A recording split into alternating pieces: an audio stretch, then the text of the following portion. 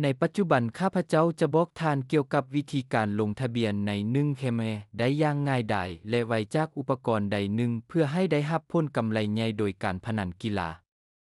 เปิดตัวท่องเว็บในโทรศัพท์หรือคอมพิวเตอร์ของท่านพิมพ์1เคมในแท็บค้นหาและไปที่เว็บไซต์อยู่ที่นั้นท่านจะเข้าไปในเมนูหลักเลือกปุ่มลงทะเบียนข้าพเจ้าแนะนำให้ท่านเลือกทางเลือกอีเมลเพราะว่านี้แม่นการลงทะเบียนอย่างเต็มที่กับการปกป้องข้อมูลของท่านในที่นี้ท่านเลือกประเทศสกุลเงินภาคพื้นใส่ที่อยู่อีเมลของท่านชื่อนามสกุลและเบอร์โทรศัพท์สำหรับการปกป้องสร้างรหัสผ่านที่เข้มแข็งและใส่รหัสโปรโมชั่นวัว19ซึ่งให้200%ให้กับเงินฝากของท่านและกดปุ่มลงทะเบียน